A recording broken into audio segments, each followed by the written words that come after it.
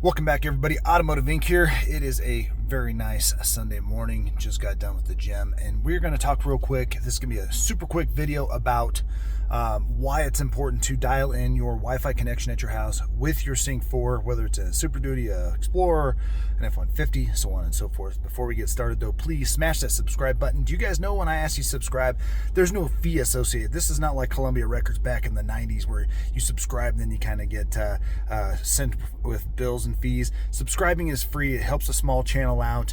At the end of the video, thumbs up and the notification bell also help the small channel out.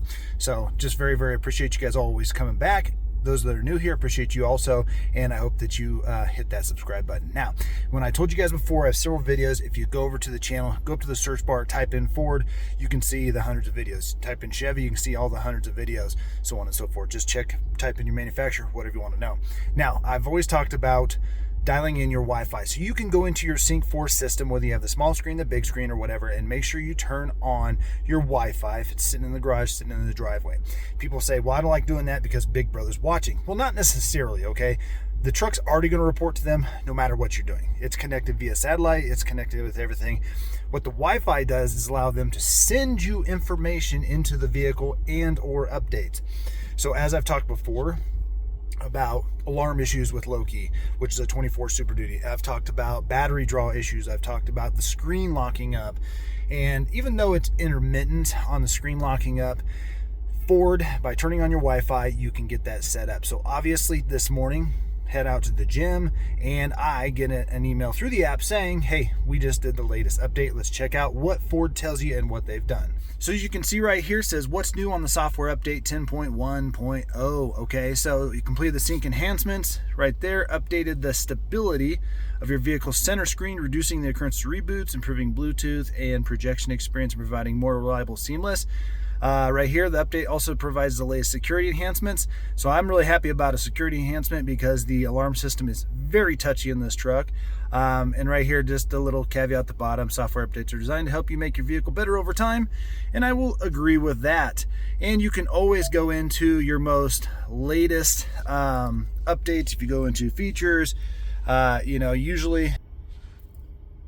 so not features, hit settings, hit software updates right here, and it'll tell you that you can turn on automatic updates. If you don't understand what each one of these is, Ford's really the only one that does such a good job. You can hit the eye right here, and it tells you what that little button will do. So reoccurring schedule, update details, so you can go in here and see the most recent up one, and you can always check and make sure your software is up to date. And what you want to do too is if you're back on this screen, you're new to connecting your vehicle, hit connectivity, and right here you can go in here and click Wi-Fi again and dial in your view available networks, put in your password. I would always encourage you to do this while you're at your house, so it does the updates mainly at your house. But if you go to a family's house and you want to connect your Wi-Fi to them, they're cool with that, then go ahead and do that. And then right here it'll always tell you if there's Wi-Fi available networks and Wi-Fi that needs to be turned on so you can get your automatic updates. And right here you can always go through all of your other stuff. Sync 4 is really an easy platform to use. We just went out and drove a Buick with the new Google based system. I'm sure you can get to learn it. But the great thing about Sync 4 is anybody can literally hop in this truck and pick and choose right through the keys without even having to search for the home button or anything like that. And then Ford does give you, in most vehicles, redundant buttons down below. So if you're not a touchscreen kind of person, you can use your keys and your buttons down below to do a lot of that stuff. And so I would always encourage you guys, connect that Wi-Fi. No matter what Ford product you have, go into your settings, look for connectivity, and see if it has an option. I will guarantee that pretty much everything after 21 or 22 probably has the connectivity where you can do it. And don't worry that Big Brother's watching you.